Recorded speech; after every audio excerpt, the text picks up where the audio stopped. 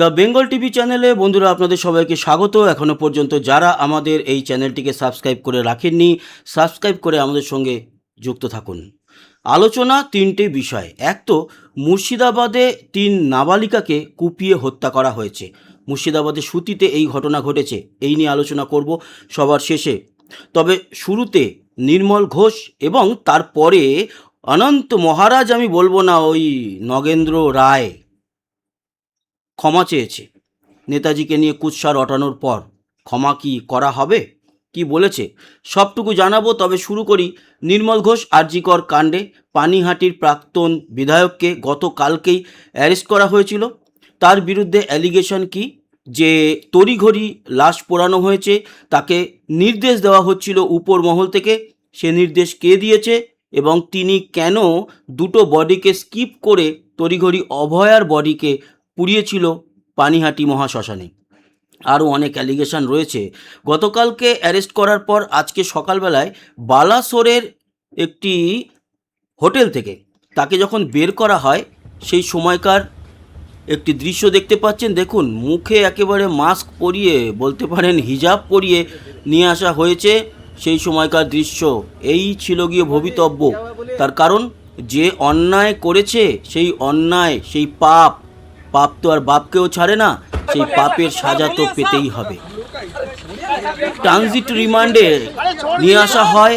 গতকালকে অ্যারেস্ট হয়েছিল, বিভিন্ন সূত্র মারফত বিভিন্ন কিছু জানা যাচ্ছে। তবে মোটামুটি যেটা সঠিক খবর বলে জেনেছি, পুরীর কাছাকাছি একটি হোটেল থেকে তার নাম্বার থেকে ফোন আসে এবং সেই সূত্র ধরে, নাম্বারের টাওয়ার ধরে সেখানে যায় পুলিশ এবং তাকে গ্রেপ্তার করে। 9 তারিখের পর থেকেই গা ঢাকা দিয়েছিল। এরপর ওড়িশার একটি আদালতে তোলা হয়, সেখান থেকে তাকে ট্রানজিট রিমান্ডে আজকে সকালবেলার মধ্যেই কিন্তু নিয়ে আসা হয়েছে। তবে নিয়ে আসার পরেও যে সে শান্তিতে রয়েছে তা নয়। ডিম থেরাপি চলল এই নির্মল ঘোষের উপরে। যখন খর্দা থানা থেকে বের করে আনা হচ্ছিল, দেখতেই পাচ্ছেন খর্দা পুলিশ স্টেশন, সেখান থেকে যখন আদালতের পথে নিয়ে যাওয়া হচ্ছিল, সেই সময় কিন্তু শুধু যে ডিম থেরাপি চলেছে তাও নয়, চর লাথি ঘুষি, মাথায় হেলমেট পরানো হয়েছিল, কিন্তু মাথায় হেলমেট কি আর বাঁচাতে পারে? দেখুন না কি অবস্থা। চর লাথি ঘুষি যে যেরকম পেরেছে একেবারে নিজের হাত সাফ করে নিয়েছে। এই হচ্ছে গিয়ে সেই সময়কার দৃশ্য। আজকেরই খানিকক্ষণ আগের ভিডিও আপনাদেরকে দেখালাম। এখন প্রশ্ন হলো, এই নির্মল ঘোষ ছাড়াও কিন্তু সঞ্জীব বলে আরেকজনকে গ্রেপ্তার করা হয়েছে, আরেকজনকে পুলিশ খুঁজছে। সেই দিন এই ঘটনা তারা ঘটিয়েছিল, তড়িঘড়ি অভয়ার বডি পুড়িয়ে দিয়েছিল। ফলে দ্বিতীয়বার যে পোস্টমর্টমের অপশান, সেই অপশানটাই আর হাতে ছিল না। দ্বিতীয়বার পোস্টমর্টম করলে বা অন্য হাসপাতালে নিয়ে গিয়ে নিরপেক্ষভাবে পোস্টমর্টম করলে হয়তো আরও অনেক কিছু বেরোতে পারতো। তাই তাদের নামে এখন শুরু হবে তথ্য গোপন করার মামলা।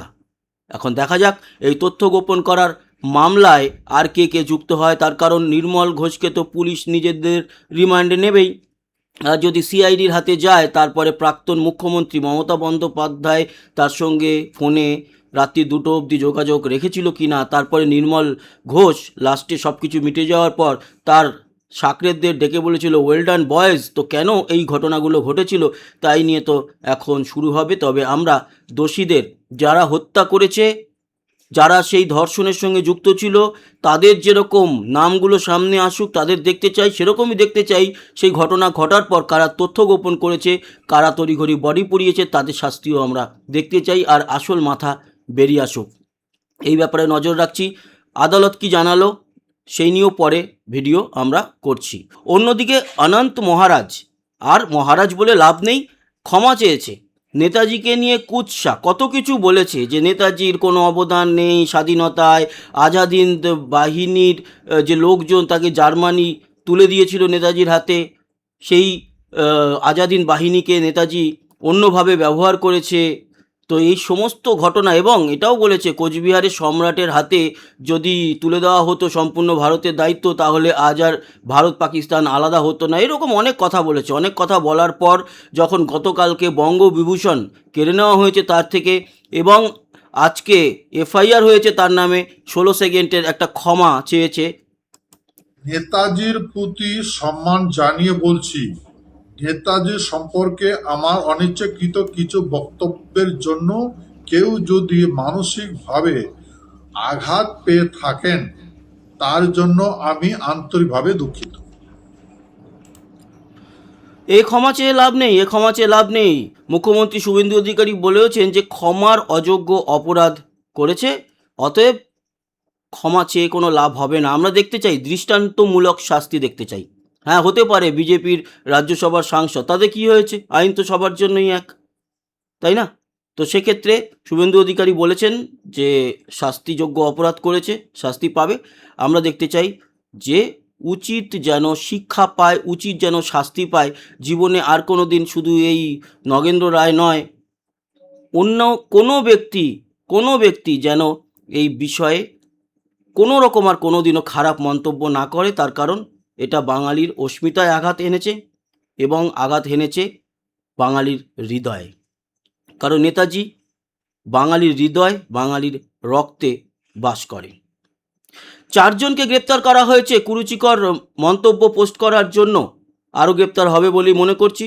যারা যারা ভেবেছেন যে ফেসবুক তারপরে অন্যান্য এই সমস্ত সাইটে পোস্ট করার পর মুছে দিলেও কেউ কিছু করতে পারে না, বা পোস্ট করলে কোনো কিছু হয় না, বাকস্বাধীনতা, এটা বাকস্বাধীনতার মধ্যে পড়ে না। আমরা দেখতে চাই উপযুক্ত শাস্তি। অন্য আরেকটা খবর, সেটা হচ্ছে গতকাল বিকেলে বৃহস্পতিবার ছিল, মুর্শিদাবাদের সুতিতে একটা খুব খারাপ ঘটনা ঘটেছে। 4টে নাবালিকা, 5 বছর থেকে শুরু করে 12 বছর পর্যন্ত 4 নাবালিকাকে কোপানো হয়েছে হাঁসুয়া দিয়ে, এবং কুপিয়েছে যেই ব্যক্তি, তার ডাকনাম হচ্ছে বাদশা। কোনো একটি সম্প্রদায়, যাই হোক, সেটা নিয়ে বড় কথা নয়। অপরাধটা মারাত্মক করে ফেলেছে। যদিও তার বাবা বলছে এই বাদশার যে ও মানসিকভাবে কিন্তু একটু বিকৃতি আছে, মানসিক অসুস্থ, তার জন্য হয়তো করে ফেলেছে। বিষয়টা কি, 4 নাবালিকা ছিল, তার মধ্যে একজন ভাগ্নি। তারা ঘরের বাইরে খেলছিল। এই লোকটি তার নিজের ভাগ্নিকে ডাকে ঘরের মধ্যে এবং ধর্ষণ করতে যায়, এরকমই একটা মানে এসছে ইনফরমেশন। বাইরে অন্য যে 3 জন নাবালিকা ছিল, তারা ওই দরজা থেকে উকি ঝুঁকি মারছিল। এ রেগে যায়, রেগে গিয়ে হাঁসুয়া দিয়ে ওই 3 জনকে কোপায়, নিজের ভাগ্নিকেও কোপ মারে। এই ঘটনায় গতকালকে রাতের মধ্যেই 3 জন নাবালিকার মৃত্যু হয়েছে। একজন এখনও মৃত্যুর সঙ্গে পাঞ্জা লড়ছে মুর্শিদাবাদ হাসপাতালে। খুবই ভয়ঙ্কর ঘটনা, খুব ভয়ঙ্কর ঘটনা।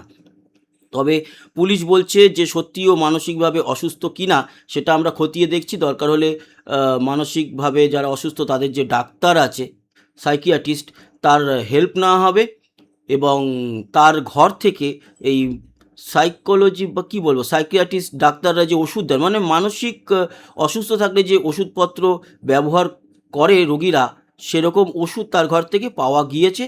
তাছাড়া তার পরিবার জানিয়েছে মানসিকভাবে অসুস্থ, মানসিকভাবে এতটাই অসুস্থ যে এরকমভাবে 4টে নাবালিকাকে কোপালো আর 3টে নাবালিকার মৃত্যু হয়ে গেল। এরকম মানসিক অসুস্থ লোককে বাইরে ছেড়ে রাখা হয়েছে কেন, এটা নিয়ে প্রথম প্রশ্ন। এবং বাড়ির লোককেও এই কারণে অ্যারেস্ট করা উচিত সবার আগে, তার বাড়ির লোকের দোষ সবার আগে। আর মানসিকভাবে অসুস্থ এরকম একটা লোককে আলাদা রেখেছিল কেন, যে কিনা 4টে এরকম মেয়েকে কোপাচ্ছে, আশেপাশে কেউ নেই উদ্ধার করার। খুব দুঃখজনক, বেদনাদায়ক ঘটনা ঘটেছে। তো এই সমস্ত খবর ছিল এই মুহূর্ত পর্যন্ত। বাকি অন্যান্য খবরে নজর রাখছি। সবাই ভালো থাকবেন, সুস্থ থাকবেন। আবার দেখা হচ্ছে, ততক্ষণের মতো টাটা।